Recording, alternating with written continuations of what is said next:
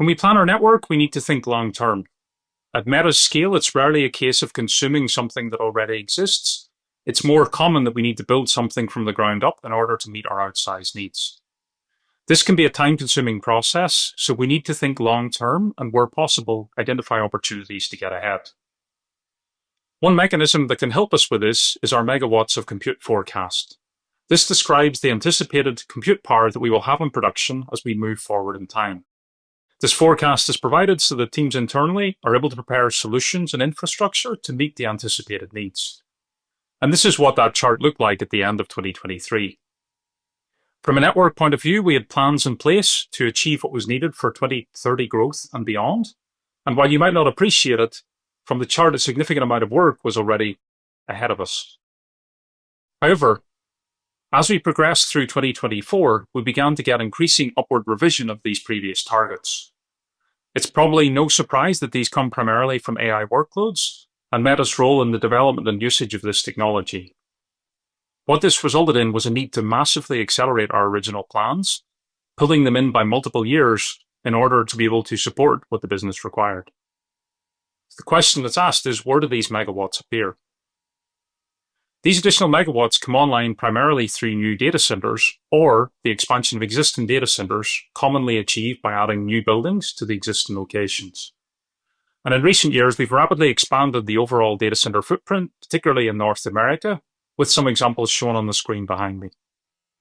Enabled with new technology and more scalable designs, we also observed that the newer data centers are becoming larger and larger and more dense in terms of the power delivered per square meter.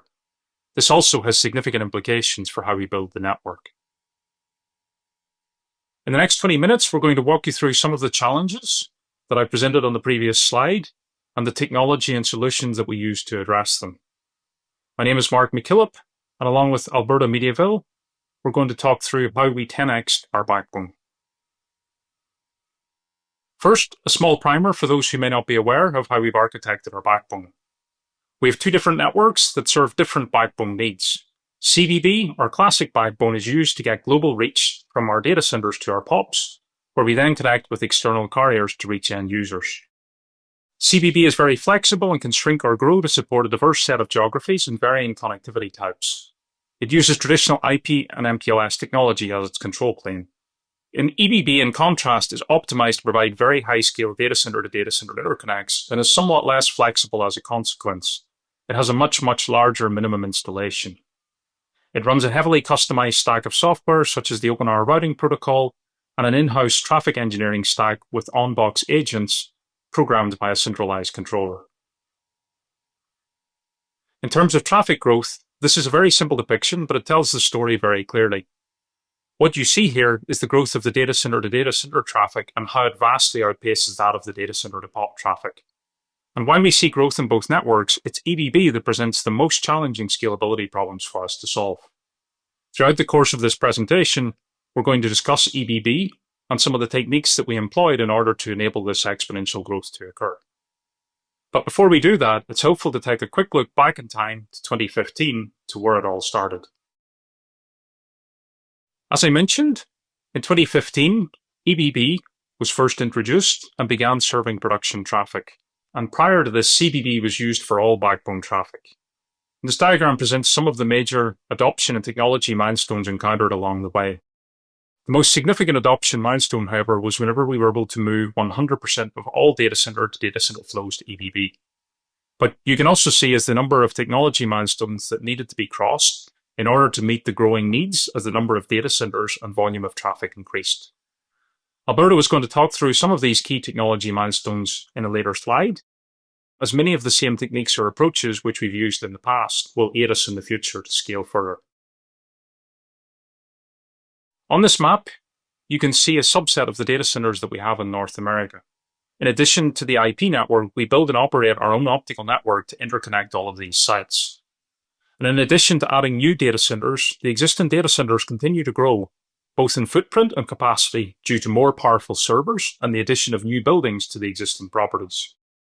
Our job as backbone engineering is to get data centers reliably and redundantly connected at high capacity to the rest of the network. This can be a challenge due to the speed at which we're able to construct these new buildings, compared to the lead times of building the physical connectivity to interconnect them. While we have some input into the site selection process, there are many factors beyond ease of connectivity that determine how and where these new data centers appear on the map. In the previous slides, I presented some background on the existing network and highlighted the accelerated growth which we've experienced in the last 12 to 18 months. But in the coming section, Alberto is going to describe in more detail how we address those requirements and we're able to accelerate our 2028 plans. After that, I'll talk about an entirely new opportunity which has appeared as a result of AI. And then finally, we'll close out with some key learnings and a preview of some work that lies ahead of us. Thank you, Mark. As Mark mentioned earlier, network is not the primary factor for DC site selection. Historically, building long-haul fibers to new DC locations has been painful, especially when these long-haul fibers need to extend hundreds of miles. Just imagine the complexity of delivering fiber between New York and Chicago. The first technique to scale up to 10x backbone is to pre-build some of the components of DC metro architecture. By pre-building them, we can more quickly provide connectivity to new data centers. First, we would build 2 rings of fiber that provide scalable capacity in the metro. Next, we would connect long-haul fibers to the rings. Next, we would build 2 POPs that provide connectivity towards remote sites. Last, we would connect data centers to the rings, and therefore turn up capacity between data centers and POPs. By connecting data centers to POPs in the same metro, we can greatly simplify building data center connectivity. The second technique that we use for 10x backbone is platform scaling, which has 2 flavors, scaling up and scaling out. Scaling up heavily relies on vendor technology and has primarily 2 forms. Larger chassis, where a 12-slot chassis provides with 50% more capacity than an 8-slot chassis, and faster interfaces. By leveraging modern ASICs and line cards, we can double the capacity when we move from 400 gig to 800 gig platforms. In contrast to the dependency with vendors in scaling up, scaling out is more under our control and has 2 flavors. Adding more backbone planes. Going from 4 to 8 planes results in doubling the capacity globally. However, implementing this technique is quite disruptive and requires a lot of planning, specifically when it comes to fiber restriping. Additionally, we can add multiple devices per plane. This technique is more sophisticated and allows us to scale capacity in a set of locations, as opposed to the global capacity increase from adding more planes. This technique is also quite disruptive and it requires fiber restriping. Scaling up and scaling out are not mutually exclusive, and in our 10x backbone journey, we have used them both since 2017. In one particular site, we have more than doubled the platform capacity every year for the last 7 years, achieving a platform capacity that is 192 times the original capacity back in 2017. This was achieved with a combination of all scaling techniques described in the previous slides. The third technique to scale to 10x backbone is IP and optical integration. By leveraging CR technology, we are changing the power footprint per terabit in the network. In the first diagram, prior to CR, we have many transponders per router. Each of the transponders consumes up to 2 kilowatts, and there is a clear demarcation between IP and optical layers. With CR, each of the plugs consumes 10 to 50 watts of power. However, by removing transponders, we have large savings in space and power.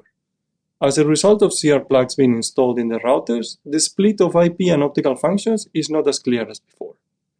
In summary, the use of CR transceivers increases the power consumption in the router, which is offset by the considerable power savings from removing transponders.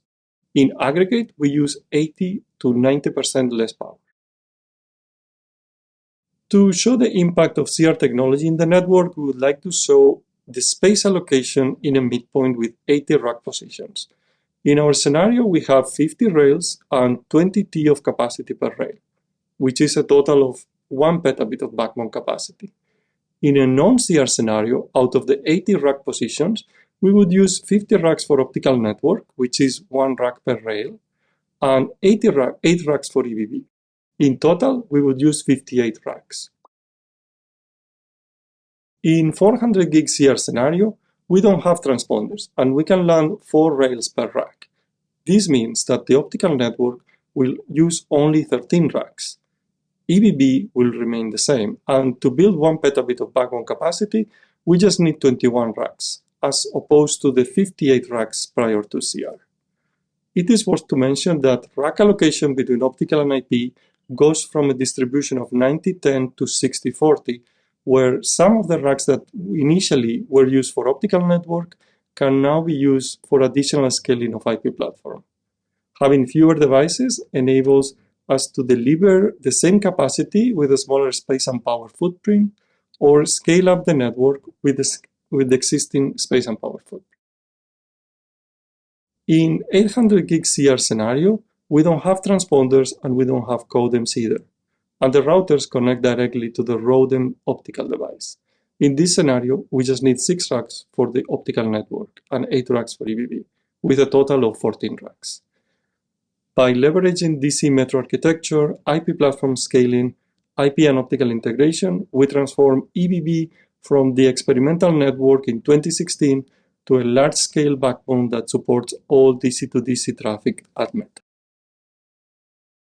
AI also introduced entirely new problems, and some of the 10x backbone work I just discussed was able to be reused to address this. Mark will talk about this now. In the last 18 months, there has been huge interest to build larger GPU clusters. Already, we see the requirements are beyond what can fit in an existing data center campus, even when considering additional buildings that could be constructed there. So we decided to look for more locations in close proximity to existing ones in order to increase the cluster size while remaining within a tight latency boundary. As we identified sites of interest, we worked with our fiber sourcing team to determine if these sites can be interconnected at very high fiber counts.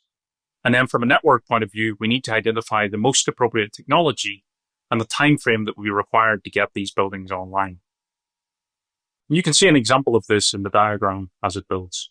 What this diagram essentially is showing is that if we look within a 3-kilometer radius, we're able to bring multiple additional buildings into the cluster. But if we broaden that to 10 kilometers and then beyond 10 kilometers, you can see that more and more buildings become into scope to be connected. And if we deploy lots of GPUs in each of these different sites, what it means is we can increase the size of the overall cluster. From a network point of view, we had to build solutions in order to support this. Below 10 kilometers, these are reasonably simple. It's just a case of selecting the right type of plug and connecting those to fiber that goes between those sites. When we go beyond 10 kilometers, it gets more complicated as we require some more sophisticated optical technology in order to increase the reach and also multiplex lots of signals onto a common set of fiber pairs. Being able to stitch together these different sites is a much faster way to bring up capacity than starting entirely from the ground up and building a newer, larger data center that could accommodate the size of cluster we want to support. Having these standard approaches means that the new location can be quickly identified, evaluated, and progressed to feasible. All of these solutions, however, have a heavy dependency on significant quantities of fiber being built out to connect these locations. If we take a look at the 3 to 10 kilometer solutions, like I mentioned, from a networking point of view, these aren't overly sophisticated. It just requires plugs in the routers that give us the appropriate level of reach. However, one downside of using these simple plugs is that we need a pair of fibers for each of the IP circuits that we connect. So if we expand this out to tens or hundreds of thousands of circuits, you can see that we need a massive amount of fiber in order to provide this end-to-end connectivity. And that's actually where the complexity comes into this solution. So with the help of some pictures, I wanted to try and explain just the sheer scale or volume of fibers that we need to place in the ground. You can see 3 pictures on screen. The one on the left shows some fiber conduits being put in the ground at one of our data center facilities. You can tell this is on campus because the conduits are not buried super deep because we control access to the land. In the other 2 scenarios, you can see that the conduits are placed much deeper in the middle picture, even below some existing cables or pipework that's in place. And in the picture in the middle, what you can see here are lots of 6-inch conduits, and each one of these is capable of carrying around 12,000 fiber strands. So like I said before, we need to build lots and lots of these because every single pair of those fibers is required to connect a 400 gig or an 800 gig circuit. Additionally, the picture on the right is an access vault. Typically, this would just be a manhole cover or a handhole at the side of the road. But given the sheer volume of fiber that's in the ground here, we have to build something that's much, much larger. Typically, when we build long haul fiber, we can get away with a very small trench that runs along the side of the road. But in this case, these trenches are actually 5 foot wide. And in many cases, we have to start shutting down pieces of the highway in order to dig. We move on to the longer reach solution. This one requires less fiber overall because we're able to multiplex lots of signals into a common set of fibers. But we do introduce now a bunch of additional active optical equipment in order to achieve this. What this means is that hundreds of racks of equipment need to be deployed on either end of the connectivity, but it does allow us to use a much smaller number of fiber pairs between the A and the Z side. This becomes important because of the sheer distance that we need to build these fibers. Additionally, in this solution, we have protection switching, which provides some additional operational challenges in how we run the network. But we did want to use these because it reduces the number of IP ports that we would consume on the IP platforms, while allowing us to deliver a higher level of availability by having working and protect fibers.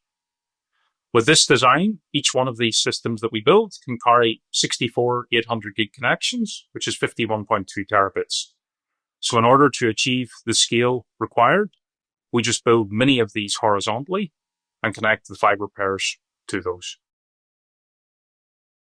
I touched already on scale, but I think this picture underscores it probably better. The current backbone network that we have, that we've been building since 2016, will be 50% of the size of a single one of these AIBD site pairs. So this might give you an idea of the sheer volume of fiber and the sheer volume of equipment that we have to install in order to build this network. In terms of next steps, this actually is work in progress, unlike 10X, which is largely on its way to production. The piece that we're working on right now is the finalization of all of the construction. I showed you many pictures of the work that's actually ongoing, but that work continues and is yet to complete. In parallel to this, we work on the qualification of the plugs and the platforms that will support those plugs that I described in the previous diagrams. Additionally, given the scale that I mentioned, we need to think a lot about how we can accelerate the speed of deployment. Whenever all of the fiber is there, how can we quickly connect it and get everything up and working and error-free? Beyond this, we need to be able to achieve operational maturity, and this means working more closely with our data center partners than we have previously. We have a lot of experience between optical and backbone, but this is the first endeavor where we actually provide long-haul optical connectivity to our data center partners. And the final challenge is one that we've yet to kind of encounter, but we do foresee scenarios where there's going to be partial failures in the network that may result in some of the different circuits having different amounts of latency between the two sites. We have to think about ways that we can actually mitigate this. Could be that we actually take some small amount of capacity out of service rather than deal with these small latency mismatches whenever we have certain types of failure that occur in the network. With this, I'll hand back to Alberto to cover some key learnings of the work presented for 10X and AI Backbone, as well as provide a glimpse of what we're going to work on next. Thank you, Mark. Scaling EBB has been a wild journey over the last 8 to 9 years, and it is a story of unexpected acceleration, where our scalability plans had to be pulled in from 2028 to 2024. These are the key learnings. 10X Backbone is possible because of the innovation in scaling up and scaling out. Pre-building scalable metro designs enables faster response to network growth. IP and optical integration reduces the number of active devices and allows further scaling. Last, reusing 10X Backbone technology enables the build of AI Backbone. Meta is planning to build city-sized data centers, and our backbone has to evolve and scale. To do this, we see leaf and spine architecture as the next step to scale out our platforms. This architecture provides with the less disruptive scaling steps. Additionally, we will execute on the initial plan for AI Backbone, iterate as we go to more sites, and mature operations. Throughout this process, we will understand AI intricacies as the traffic goes through the optical network. This is all of the content for today. Thank you for your attention.